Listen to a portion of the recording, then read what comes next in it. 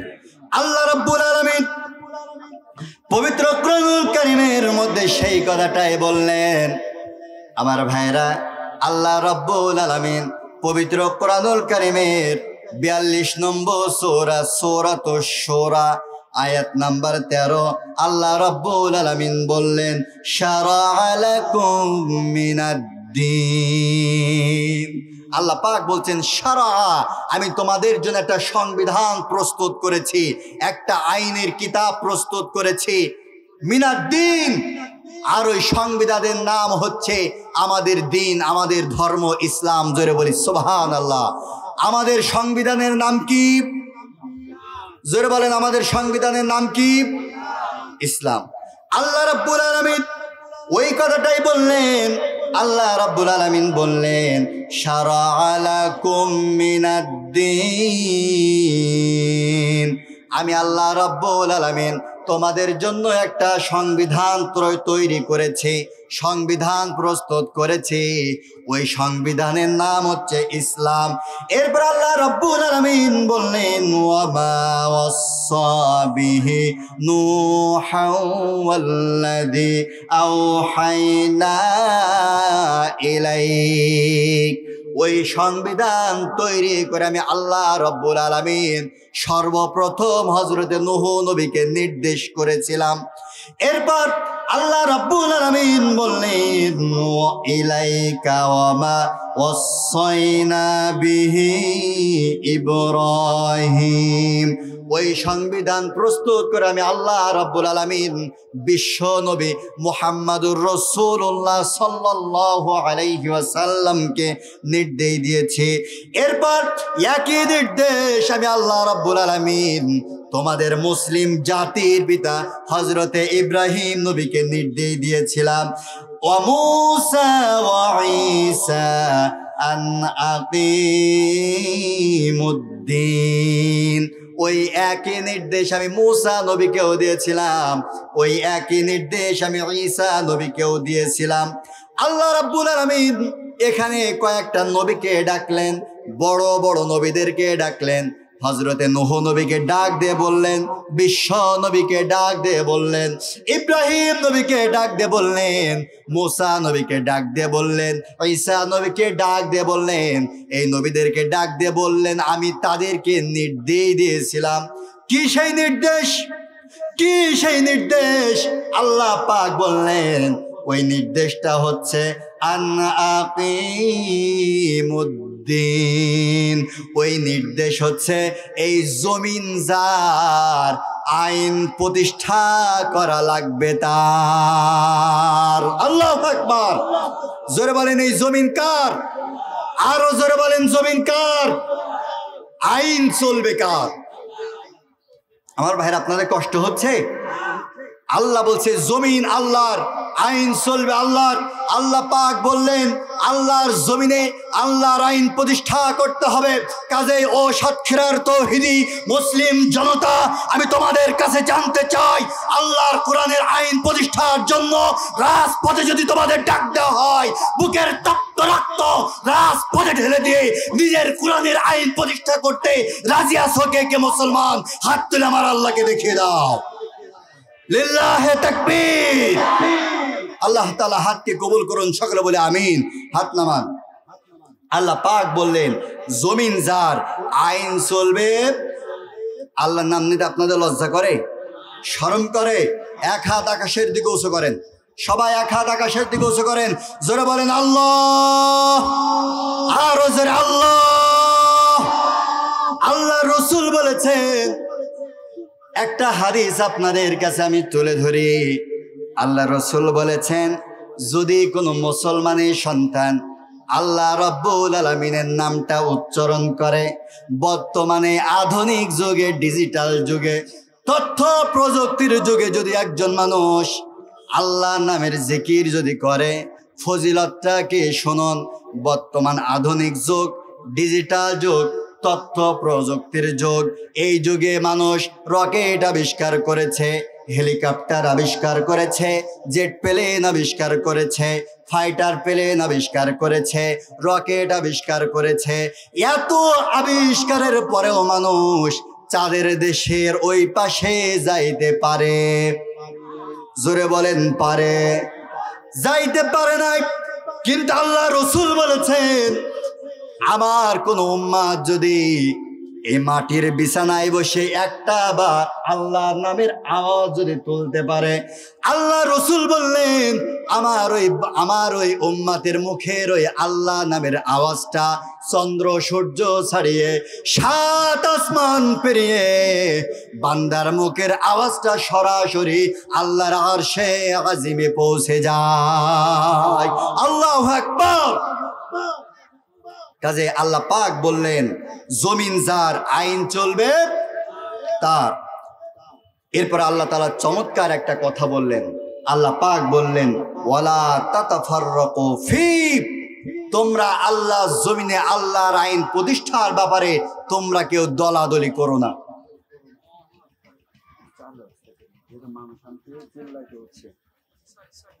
আল্লাহ পাক বললেন, জমিন যার, আইন চলবে তার। জবান ছেড়ে বলেন, এই জমিনটা কার? আইন চলবে কার? কোনো বাবার আইন দিয়ে রাষ্ট্র চলতে পারে না, কারোর স্বামীর আইন দিয়ে রাষ্ট্র চলতে পারে না। কথা বলেন না কেন? আপনাদের কথা বলতে কষ্ট হচ্ছে? ব্রিটিশ আইনে রাষ্ট্র চলতে পারে না। এই দেশ মুসলমানের দেশ, এই দেশ শাহজালালের দেশ, এই দেশ শাহ মাকদুমের দেশ, এই দেশ শহীদুল্লাহর দেশ, এই দেশ শহীদ তিতুমীরের দেশ, এই দেশ আল্লামা দেলোয়ার হোসেন সাঈদীর দেশ। কথা বলুন ঠিক কিনা? এই দেশ আল্লাহর আইন চলবে। পৃথিবীর কোন নাস্তিকের আইনে বাংলার জমিন পরিচালিত হতে পারে না। আমার ভাইরা,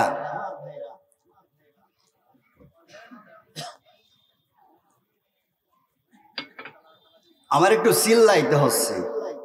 আর এইভাবে যদি চিল্লায়, আল্লাহ জানে গলা কতক্ষণ থাকবে। আর না চিল্লালে পাবলিক আসবেও না। এইভাবে চিল্লাইলে তো আর বক্তারা ওয়াজ করতে পারে না, বেশি সময় ওয়াজ করতে পারে না। কিন্তু বৃষ্টি হয়ে আল্লাহ পাক বলছেন, ওয়াইদা তুলিয়াত আলাইহিম আয়াতুহু যাদাতুহুম ঈমানা ওয়া আলা রাব্বিহিম ইয়াতাওয়াক্কালুন। আল্লাহ পাক বলছেন, মুমিন তো সেই ব্যক্তি, মুমিনের সামনে যখন কোরআন থেকে আলোচনা করা হয়, মুমিনের হৃদয়ের মধ্যে আল্লাহ তাআলা ঈমান তত বৃদ্ধি করে দেয়। কাজেই যারা ঈমানদার তারা ঠিকই ময়দানে চলে আসবে। আর যারা এখানে সুরত দেখতে এসেছে, ওরা হাজার ওয়াজ করলেও এ ময়দানে আসবে। আমার ভাইরা, আসুন, আল্লাহ রাব্বুল আলামিন কুরআনুল কারীমের মধ্যে বললেন, ওয়ালা তাতাফাররাকু ফি। আল্লাহ পাক বললেন, জমিন যার, আইন চলবে তার। আল্লাহ জমিনে আল্লাহর আইন প্রতিষ্ঠার ব্যাপারে আল্লাহ পাক বললেন, ওয়ালা তাতাফাররাকু ফি, তোমরা দলাদলি করো না, ইখতিলাফ করো না, মত পার্থক্য তৈরি করো না। আমার ভাইরা, ইসলামে শরিয়াতে অনেক বিধানে দলাদলি আছে না নাই? জোরে না বললি বুঝি কেমনে আছে না নাই? ইসলামের অনেক বিধানের মধ্যে দলাদলি রয়েছে, ইখতিলাফ রয়েছে। যেমন আমরা নামাজ আদায় করি, নামাজের মধ্যে দলাদলি আছে না নাই? অবশ্যই আছে। নাই? একদল বলে যারা নাভির নিচে নামাজ হাত বাঁধে ওদের নামাজ হবে না। আর একদল বলে যারা বুকের উপরে হাত বাঁধে ওদের নামাজ হবে না। দলাদলি আছে না নাই? অবশ্যই আছে। আমার ভাইরা, যদি কোনো মুহাক্কিক আলেমের কাছে আপনি প্রশ্ন করেন যে যারা নাভির নিচে হাত বাঁধে, বুকের উপরে হাত বাঁধে, আর যারা একেবারে হাত ছেড়ে দেয়, নামাজ হবে নাকি? মুহাক্কিক আলেম বলবেন, হাত যেখানে বাঁধুক না কেন, হাদিস যেহেতু 3টাই রয়েছে, নামাজ হয়ে যাবে। কিন্তু আল্লাহ রাব্বুল আলামিন আল্লাহ জমিনে আল্লাহর আইন প্রতিষ্ঠার ব্যাপারে বললেন, ওয়ালা তাতাফাররাকু ফি, আল্লাহ জমিনে আল্লাহর আইন প্রতিষ্ঠার ব্যাপারে তোমরা দলাদলি করো না, তোমরা মত পার্থক্য তৈরি করো না, মত ভিন্নতা প্রকাশ করো না। আমার বন্ধুরা, আল্লাহ জমিনে আল্লাহর আইন প্রতিষ্ঠার ব্যাপারে যদি কেউ দলাদলি করে, বন্ধু, আল্লাহর কোরআন হাতে নিয়ে বলছে, আল্লাহর কসম ওই ব্যক্তি ইমানদার থাকবে না, ওই ব্যক্তি মুনাফিকের খাতায় উঠে যাবে। আল্লাহর জমিনে আল্লাহর আইন প্রতিষ্ঠার ব্যাপারে কোন প্রকার দলাদলি চলবে না।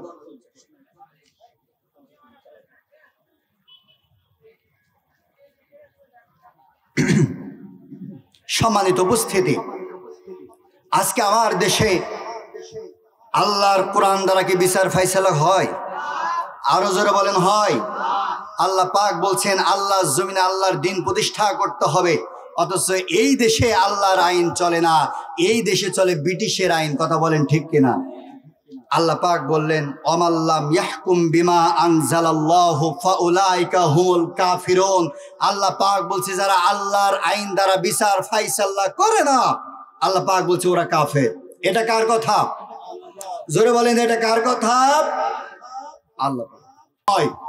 কারণ আমরা এই চেয়ারে বসেছি, এই চেয়ার থেকে আমাদের দায়িত্ব হচ্ছে আপনাদের কাছে কোরআনের হক কথাগুলো পৌঁছে দেওয়া। আমরা সেই কাজটাই করছি।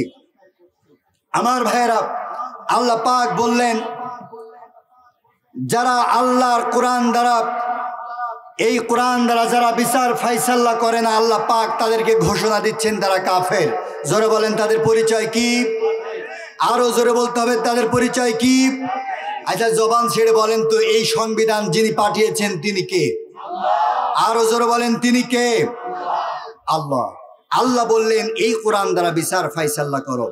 হযরত ইব্রাহিম নবী, খুব ভালো করে বসুন, হযরত ইব্রাহিম নবী বললেন আল্লাহ রাব্বুল আলামিন ইব্রাহিম নবীর কাছে আয়াত নাজিল করলেন, ও ইব্রাহিম নমরুদের কাছে চলে যাও, নমরুদকে গিয়ে বলো আল্লাহর জমিনে আল্লাহর আইন চলবে, কোন নমরুদের আইন পৃথিবীর মধ্যে চলবে না। হযরত ইব্রাহিম আলাইহিস সালাম নমরুদের কাছে গিয়ে বলল, নমরুদ আমার আল্লাহ বলেছে পৃথিবীর মধ্যে কোন নমরুদের স্বৈরাচারী শাসকের আইন চলবে না, আইন চলবে একমাত্র শুধুমাত্র কার? আল্লাহ। ইব্রাহিম আলাইহিস সালাম যখন বলল, নমরুদ বলতেছে তোমার আল্লাহ আবার কে? আনা রব্বুকুমুল আলা, আমি তো বড় খোদা, আমার আইন চলবে। গোটা পৃথিবীর মুসলিম জাতির পিতা ইব্রাহিম নবী বললেন, ও নমরুদ তুমি ভুলে গেছো আমার নাম হচ্ছে ইব্রাহিম, আমার শরীরে এক ফোঁটা রক্ত থাকা পর্যন্ত পৃথিবীর মধ্যে কোনো নমরুদের আইন আমি প্রতিষ্ঠা হতে দেব না। সুবহানাল্লাহ। ইব্রাহিম আলাইহিস সালাম যখন বলল, নমরুদ তখন বলছে, ও ইব্রাহিম তোমার আল্লাহর ক্ষমতা বেশি নাকি আমার ক্ষমতা বেশি? যার ক্ষমতা বেশি পৃথিবীর মধ্যে তার আইন চলবে। আপনাদের কাছে আমি জানতে চাই, নমরুদের ক্ষমতা বেশি না আমার আল্লাহর ক্ষমতা বেশি? আরো জোরে বলেন কার ক্ষমতা বেশি? নমরুদ বলতেছে যার ক্ষমতা বেশি তার আইন চলবে। তাহলে ক্ষমতা কিভাবে পরীক্ষা করবা? ইব্রাহিম আলাইহিস সালাম বলছে ক্ষমতা কিভাবে পরীক্ষা করবা? নমরুদ বলতেছে ইব্রাহিম তোমার আল্লাহকে বলে দাও পৃথিবীর আল্লাহ নমরুদের সাথে তোমার আল্লাহ যেন যুদ্ধ ঘোষণা করে। জোরে বলি নাউজুবিল্লাহ। হযরত ইব্রাহিম আলাইহিস সালাম আল্লাহর কাছে দোয়া করেছে, আল্লাহ এই পৃথিবীর স্বৈরাচারী নমরুদ সামান্য একটু ক্ষমতা পেয়ে তোমার সাথে যুদ্ধ ঘোষণা করেছে, আল্লাহ তুমি একটু ব্যবস্থা করে দাও। আল্লাহ তাআলা ইব্রাহিম নবীকে বলতেছে, ইব্রাহিম আমার নাম আল্লাহ, আমার সাথে দেবে যারা পাল্লা, আমি আল্লাহ রাখি না তাদের ঘাড়ের কল্লা। জোরে বলি সুবহানাল্লাহ। আল্লাহ রাব্বুল আলামিন ইব্রাহিম নবীকে বললেন, ও ইব্রাহিম নমরুদকে বলে দাও, দিন তারিখ ফেলে দাও, ময়দানে চলে আসতে বলো, আমি আল্লাহ রাব্বুল আলামিন নমরুদের সাথে যুদ্ধ ঘোষণা করে দিলাম। দিন তারিখ পরে গেল, নমরুদ লক্ষাধিক সশস্ত্র বাহিনী নিয়ে আর তীর ধনুক কামান বিমান নিয়ে ময়দানে হাজির। কার সাথে যুদ্ধ করবে? আল্লাহর সাথে যুদ্ধ করবে। কামান বিমান নিয়ে হাজির, ইব্রাহিম নবীও হাজির। নমরুদ বলতেছে, ইব্রাহিম কই তোমার আল্লাহ? আমি তো অস্ত্র শস্ত্র আর বাহিনী নিয়ে হাজির, তোমার আল্লাহ কই? ইব্রাহিম নবী বললেন, একটু ঠান্ডা হও, আমার আল্লাহ ধরে ধরে ধরে না, আর ধরলে পরে ছাড়ে, ধরলে পরে ছাড়ে না। ইব্রাহিম নবী আল্লাহ রাব্বুল আলামিনের কাছে দোয়া করলেন, আমার আল্লাহ রাব্বুল আলামিন পৃথিবীর সব থেকে স্বৈরাচারী শাসক নমরুদ ক্ষমতার মসনদে বসে অন্ধ হয়ে গেছে, আজকে তোমার সাথে পর্যন্ত যুদ্ধ করতে চাই। ও আল্লাহ, আজকে স্বৈরাচারীকে যেন তুমি বাড়িতে ফিরে যেতে দিবা না।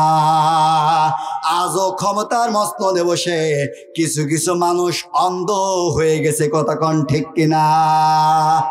ওরা এমন অন্ধ হয়েছে, ওরা দিন তারিখ ধার্য করে দিচ্ছে, ওরা একেবারে দিন তারিখ ধার্য করে বলছে 41 সাল পর্যন্ত ক্ষমতায় থাকবো, কোন শক্তি আমাদেরকে নামাতে পারবে না। কতক্ষণ? নমরুদ একই কথা বলেছিল। নমরুদ বলল ইব্রাহিমকে, ও ইব্রাহিম, তোমার আল্লাহর যদি ক্ষমতা থাকে আমাকে ক্ষমতাচ্যুত করতে বলো। আল্লাহ রাব্বুল আলামিন বলতেছে, ইব্রাহিম ওরে একটু ঠান্ডা হতে দে, ওরে এমন পরিণতি করে ছেড়ে দেব পৃথিবীর মানুষ ওর থেকে শিক্ষা নেবে। আল্লাহ রাব্বুল আলামিন যুদ্ধের জন্য বাহিনী পাঠালো। নাম কি? জোরে বলেন, নাম কি? মশা। এমন বাহিনী, আমরা যদি রাতের বেলা ঘুমাই থাকি, কানের কাছে যদি একটু করে গুনগুন গান গেয়ে দেয়, ঘুম হয়? ঘুম হয় না। আমার ভাইরা, কিতাবের মধ্যে এসেছেন আল্লাহ রাব্বুল আলামিন মশা পাঠালেন। ওই মশাকে কোপও মারা যায় না, তীরও মারা যায় না, কিন্তু এই কোরআনের মধ্যে আল্লাহ রাব্বুল আলামিন ইতিহাস সাক্ষী রেখে দিয়েছেন, ওই নমরুদ বাহিনীকে সামান্য মশা এক একটা করে কামড় দিয়েছে। কামড় দিতে দেরি হয়েছে, নমরুদ বাহিনী আল্লাহ জমিনে লুটিয়ে পড়তে দেরি হয় নাই। আল্লাহু আকবার। বাহিনীর মধ্যে ছিল একটা ল্যাংড়া মশা। দেখবেন আমরা যারা দুই পাওয়ালা মানুষ, দুই পাওয়ালাদের চাইতে এক পাওয়ালা যারা খোড়া ন্যাংরা, এদের হাঁটার স্পিড একটু বেশি থাকে, ঠিক কিনা? আমার ভাইরা, আপনারা কি রাগ করতেছেন? আপনাদের মুখ দেখে আমার একটা গল্প মনে পড়ে গেছে, বলবো। এক দাদা তার নাতি ছেলেকে বলছে, দেখ তুই যদি 40 দিন পর্যন্ত এই জাতপুর জামে মসজিদে ফজরের নামাজ পড়তে পারিস, তাহলে তোর একটা মোটরসাইকেল কিনে দেবো। কি কিনে দেবো?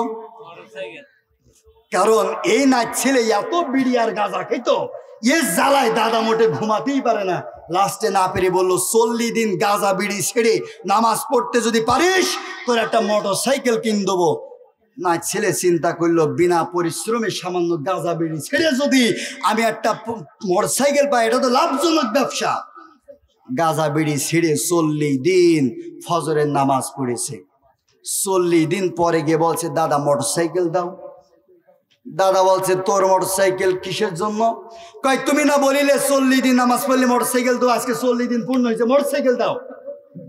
তা বলছে, তোর নামাজ তুই পড়েছিস, তোর বার কের মোটরসাইকেল? নাচ ছেলে তখন বলতেছে, দাদা আমি জানি 40 দিন পূর্ণ হওয়ার পরে তুমি একটু চিটারি করবা, এই জন্য আমি 40 দিন নামাজ পড়েছি ঠিকই, একদিনও উজু করিনি। তো আজকে আপনাদের অবস্থা ঠিক তেমন হয়েছে যে, হুজুর আপনি যতই ওয়াজ করেন, ওয়াজ করতে চিল্লাইতে চিল্লাইতে যদি গলাও ভেঙে ফেলেন, আমরা ওয়াজ শুনতে মাঠে ঢুকবো না, এরকম একটা অবস্থা, তাই না? আমার ভাইরা, আপনাদের কি মনোযোগ আছে? আল্লাহ রাব্বুল আলামিন মশা পাঠালেন। ওই মশার মধ্যে একটা ল্যাংড়া মশা রয়েছে। ল্যাংড়া মশা আল্লাহ রাব্বুল আলামিনের কাছে দোয়া করলেন, আল্লাহ রাব্বুল আলামিন তুমি আমাকে ল্যাংড়া বানাইছাও, আমার কোনো আফসোস নাই, কিন্তু তোমার কাছে ফরিয়াদ, পৃথিবীর সব থেকে স্বৈরাচারী ওই বদমাইশ নমরুদের ব্যবস্থা আমি করতে চাই। আল্লাহ বললেন, যা, সব পাওয়ার তোকে আজকে দিয়ে দিলাম। কিতাবের মধ্যে এসেছে, ল্যাংড়া মশা আস্তে করে নমরুদের নাকের মধ্যে ঢুকে একদম ডাইরেক্ট মাল মাথায়। নমরুদ পেছন দিকে লক্ষ্য করে দেখলেন, ওই মশা এক একটা বাহিনীকে কামড়ায়, কামড়াতে দেরি হয়, জমিনে লুটিয়ে পড়তে দেরি হয় না। নমরুদ চিন্তা করলো, মানের মান আল্লাহ রাখে, জীবন বাঁচানো ফরজ। মেরেছে দৌড়, মাথার মধ্যে মাল ঢুকে রয়েছে, কষা শুরু করে দিয়েছে। নমরুদের মারে কষা। নমরুদ টেডিং বেডিং করে নিচে ওঠে, ঘোষণা দিল, পৃথিবীর যত বড় বড় ডাক্তার হইছাও সব বাড়িতে হাজির হও, আমার মাথার যন্ত্রণা শুরু হয়েছে। পৃথিবীর বড় বড় ডাক্তার বাড়িতে হাজির, পরীক্ষা নিরীক্ষা সব করে দেখলো, কোনো রোগ ধরতে পারে না। মেডিসিন, পৃথিবীর সব মেডিসিন প্রয়োগ করলেন, মাথা যন্ত্রণা শুরু হয় না। নমরুদ বলতেছে, কি ঘোড়ার ডিম তুমি? ভাই এত ডাকছে, আসছে না আমার ভাইরা। নমরুদ তখন বললেন, ডাক্তার কি ঘোড়ার ডিম ডাক্তার এসে গেছাও, সামান্য মাথার যন্ত্রণা সারাইতে পারো না, কি ঘোড়ার ডিম ডাক্তার এসে গেছাও? ডাক্তার তখন একটা উক্তি দিলেন, তিনি বললেন, ও নমরুদ, তোমার মাথার মধ্যে যে রোগ হয়েছে, গোটা পৃথিবীর দামি দামি মেডিসিন প্রয়োগ করে দেখলাম, মাথার রোগ যেহেতু সারে নাই, আমরা মেডিকেল সায়েন্সের শেষ পাতায় পড়েছি, গোটা পৃথিবীর মেডিসিন যেখানে শেষ হয়ে যায়, জুতা মেডিসিনের কার্যক্রম তখন শুরু হয়ে যায়। কথা বলেন না, ঠিক কিনা? যখন জুতার কথা শুনেছে গোটা পৃথিবীর স্বৈরাচারী নমরুদ তখন বলতেছে, তোরা কি বলতে চাস? তোরা কি জুতাতে চাস? ডাক্তার বলতেছে, আপনি জাহাপানা ঠিক ধরেছেন। নমরুদ বলতেছে, জুতা বিজুতা কোনো আফসোস নাই, তবে আমার ঘরের মধ্যে যেই সকল আতি নেতা আর পাতি নেতা আছে, এই সকল নেতাকে আগে বাহির কর। নেতাদের পাশে থাকে না আতি নেতা পাতি নেতা, এদের জ্বালায় অতিষ্ঠ। নমরুদ বলতেছে, এগুলার আগে বের কর, কারণ এদের সামনে যদি আমার জুতাস, এরাই পরের দিন সকালবেলা এই জাতপুর চাপ দোকানে বলে বেড়াবে, আমাদের খোদা জুতা পিটে খাওয়া খোদা। কথা বলেন না কে? কিতাবের মধ্যে এসেছে, কিতাব সাক্ষী দিতেছেন, নমরুদ তখন আতি নেতা পাতি নেতাকে বাহির করে দিল। ডাক্তার পায়ের থেকে জুতা খুললো, পায়ের থেকে জুতা খুলে ডাক্তার মনে মনে কয়, তুই গোটা পৃথিবীর স্বৈরাচারী শাসক, তুই আমাদের দেশের জনগণের মৌলিক অধিকার হরণ করেছিস, আর দিনের কাজ রাতে করেছিস। দেশের জনগণ মৌলিক অধিকার আদায় করার জন্য যখন রাজপথে নেমেছে, নির্বিচারে পাখির মতন গুলি করে হত্যা করেছিস। তোর জ্বালায় ইসলামিক আন্দোলনের মানুষগুলা রাতের বেলা ঘুমাইতে পারে নাই, তুই রাতের বেলা তুই হাতুড়ি বাহিনী দ্বারা ইসলামিক আন্দোলনের মানুষগুলাকে তুমি অত্যাচার করেছ, নির্বিচারে মানুষগুলাকে জেলে ভরিছ। শুধু তাই নয়, আলেম ওলামাদেরকে তুমি ধরে ধরে ইনজেকশন দিয়ে পৃথিবী থেকে তুমি বিদায় করেছ। আজকে তোমারে পাইছি মাল ছাড়বো না। কিতাবের মধ্যে এসেছে, নমরুদের ডাক্তার তখন পায়ের থেকে জুতাটা খুলে নমরুদের মাথার মধ্যে যখন বাড়ি মেরেছে, নমরুদের মাথার মশাটা ঘাপটি মেরে বসে পড়েছে। নমরুদের ভালো লেগেছে, যেই জুতা মারে মশা বসে পড়ে, যেই জুতা মারা বন্ধ করে দেয়, মশা পুনরায় আবার কষা শুরু করে দেয়। নমরুদ বলছে, এরকম আস্তে আস্তে জুতালে হবে না, একটা না জুতা। কিতাবের মধ্যে এসেছে, আমার ভাইরা বন্ধুরা আমার, নমরুদের ডাক্তার তখন বললেন, আমি MBBS পাশ করেছি, FCPS পাশ করেছি, গোটা পৃথিবীর বড় বড় বিশ্ববিদ্যালয় থেকে ডক্টরের ডিগ্রি অর্জন করেছি। জুতা পিটা করার জন্য না, প্রেসক্রিপশন করে দেব, প্রেসক্রিপশন অনুযায়ী ট্রিটমেন্ট চালাবা।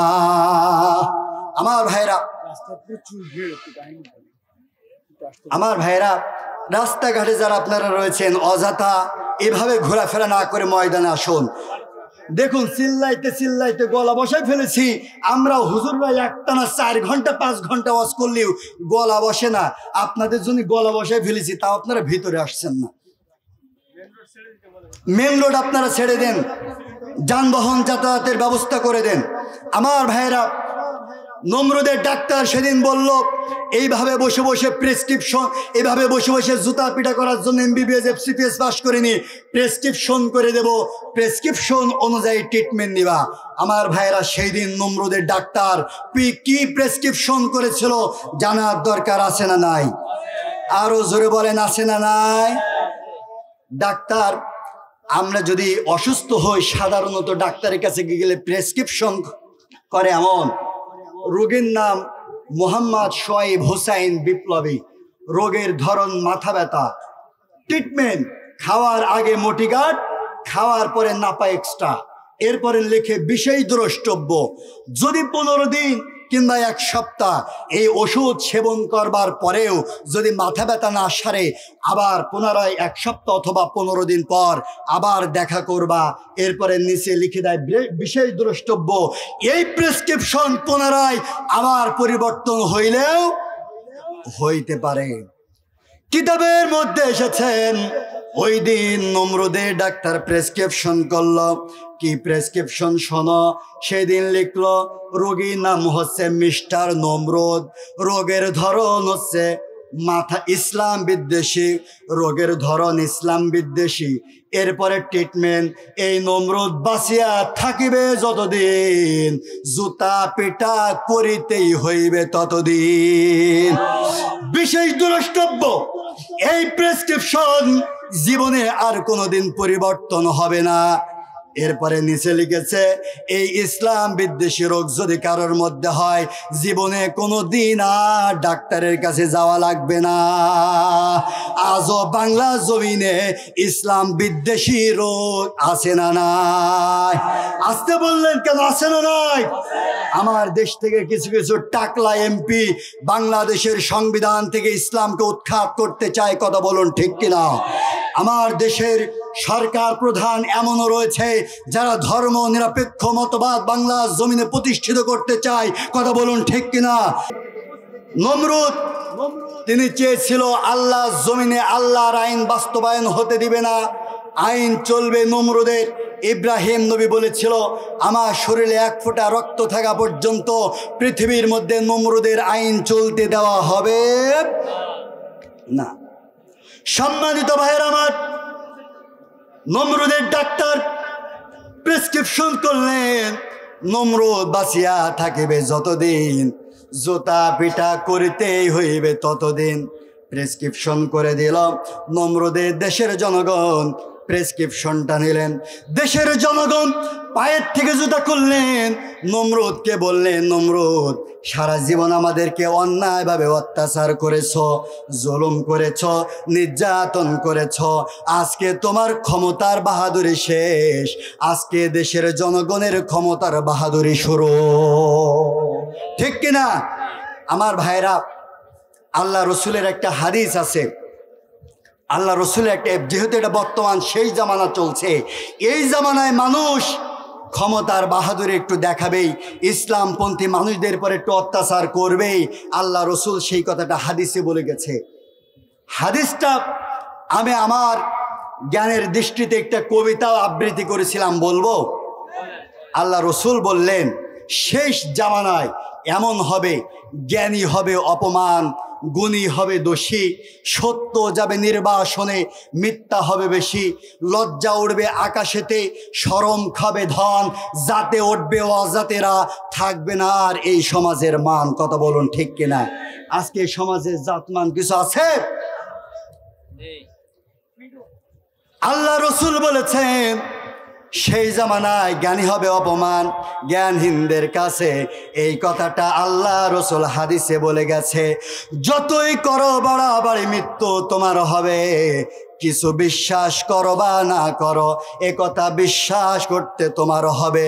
যেদিন তুমি মারা যাবে, সবাই তোমার দেখতে আসবে, দেখবে তোমার লাশ। কেউ খুঁড়বে কবর আর কেউ কাটবে বাঁশ, কেউ করাবে গোসল আর কেউ করাবে দাফন। ওই কবরে আল্লাহ ছাড়া তোমার কেউ হবে না আপন। নেতা বলো, নেত্রী বলো, কেউ তো কারো নয়। দুনিয়ার সকল মায়া ছেড়ে ওই অন্ধকার কবর জগতেই সকলকেই চলে যেতে হয়। কথা বলেন ঠিক কিনা? আমরা সবাই বাস করি এই পৃথিবীর এই অঙ্গে, হাতের রেখা মুখের চেহারা মেলে না তো কারোর সঙ্গে। মেলে নাকি? এই হাতের রেখা মুখের চেহারা কারোর সাথে মেলে? কিতাবের মধ্যে এসেছেন, আর আমি কবিতা লিখেছি, এই হাতের রেখা মুখে চেহারা মেলে না তো কারোর সঙ্গে, আর মেলে না কলমের সই, বুড়ি আঙ্গুলে টিপ, মহান প্রভু আছেন একজন। এই কথাটা 100% কথা বলেন না কে? 100% ঠিক। কাজেই আমাদের এ কথা মাথায় রাখতে হবে। সম্মানিত ভাইরা আমার, আলোচনার বিষয় জমিন যার, আইন চলবে। কথা বলেন না কেন? জমিন কার? আইন চলবে কার? আল্লাহর আইন নাই কোথায়? সব জায়গায় আল্লাহ রাব্বুল আলামিনের আইন রয়েছে, সব জায়গায় আল্লাহর আইন রয়েছে। এই পৃথিবীর সব থেকে নিকৃষ্ট জায়গা নাম কি? বাথরুম। বাথরুম কোন জায়গা? বাথরুম। এই পৃথিবীর সব থেকে নিকৃষ্ট জায়গার নাম হচ্ছে বাথরুম। বাথরুম এমন নিকৃষ্ট জায়গা, বাথরুমের মধ্যে আল্লাহ নামের জিকির করা জায়েজ। গোটা পৃথিবীর মধ্যে সব জায়গায় আপনি নামাজ পড়তে পারবেন, কিন্তু বাথরুমের মধ্যে নামাজ পড়া জায়েজ নাই। পৃথিবীর মধ্যে সব জায়গায় আপনি কোরআন তেলাওয়াত করতে পারবেন, কিন্তু বাথরুমের মধ্যে কোরআন তেলাওয়াত করা জায়েজ। এরপরে ওই বাথরুমের মধ্যে আল্লাহর আইন আছে না নাই? ওই বাথরুমের মধ্যে আল্লাহর আইন আছে। আপনি যখন বাথরুমের মধ্যে প্রবেশ করবেন, বাম পা দ্বারা প্রবেশ করা লাগবে। আপনি যখন বাথরুম থেকে বাইরে হবেন, ডান পা দিয়ে বাইরে হওয়া লাগবে। আপনি যখন বাথরুমের মধ্যে প্রবেশ করবেন, নির্দিষ্ট একটা দোয়া পড়া লাগবে, আল্লাহুম্মা ইন্নী আউযু বিকা মিনাল খুবসি ওয়াল খাবাইস। ইভেন বাথরুমের মধ্যে কখন আপনি কাপড় তোলা দেবেন, সেটাও হাদিসের মধ্যে আছে না নাই? আপনাদের কাছে আমার প্রশ্ন, পৃথিবীর সব থেকে নিকৃষ্ট জায়গা বাথরুমের মধ্যে যদি আল্লাহর আইন থাকে, তাহলে বাংলা জমিনের সর্বশ্রেষ্ঠ জায়গা সংসদ ভবনে আল্লাহর আইন প্রতিষ্ঠা হওয়ার দরকার আছে না নাই? আরো জোরে বলেন, আছে না নাই? এই কথাটা আমরা হুজুররা যখন বলি, বলা হয় হুজুর রাজনীতি করছে, ঠিক কিনা? এই কথা যখন আমরা বলি তখনই বলে হুজুর রাজনীতি করছে। কিন্তু আল্লাহ পাক বলেন, ও মুসলমান ভাইরা, ও আগোছালো আলোচনার মধ্যে সংক্ষিপ্ত আকারে বলি, আল্লাহ পাক বললেন, যারা সংসদ ভবনে, বঙ্গভবনে, গণভবনে, সেক্রেটারিয়েটে, সুপ্রিম কোর্টে, হাইকোর্টে, সব জায়গায় যারা আল্লাহর আইন দ্বারা বিচার করবে না, ওয়ামাল্লাম ইয়াহকুম বিমা আনজালাল্লাহু ফাউলাইকা হুমুল কাফিরুন। আল্লাহ পাক বললেন, ওদের পরিচয়, ওরা যত বড় হাজি হোক, গাজী হোক, পীর হোক, কুতুব হোক, সকাল বিকেল মক্কা মদিনায় উমরা করুক না কেন, ফাউলাইকা হুমুল কাফিরুন, আল্লাহর আইন দ্বারা যারা বিচার করে না, ওরা একা একটা টাটকা কাফের। আপনাদের কাছে প্রশ্ন, স্বাধীনতার 52 বছর পেরিয়ে গেছে, বলুন তো দেখি বাংলা জমিনে একটা বিচার আল্লাহর কোরআন দ্বারা করা হয়েছে নাকি? হয়েছে? বলা হয় বাংলাদেশ পৃথিবীর দ্বিতীয় বৃহত্তম মুসলিম দেশ, অথচ বাংলাদেশের ইতিহাসে আজ পর্যন্ত স্বাধীনতার 53 বছর পেরিয়ে গেছে, এই কোরআন দ্বারা একটা বিচার বাংলার জমিনে কার্যকর করা হয় না। কথা বলুন, ঠিক কিনা? এই কোরআনে চোরের আইন আছে না নাই? জোরে বলেন, আছে না নাই? বাংলার জমিনে চোর আছে না নাই? এই পাবলিকের মুখ দেখে মনে হচ্ছে বাংলার জমিনে চোর নাই। আছে। বাংলার জমিনে চাল চোর আছে, গম চোর আছে, এমনকি মসজিদের জুতা চোর পর্যন্ত আছে। আপনাদের কথা শুনে মনে হচ্ছে নেই। ওরে নেই কি নেই? রাস্তাঘাটে যখন আমরা বের হই, অনেক ব্রিজে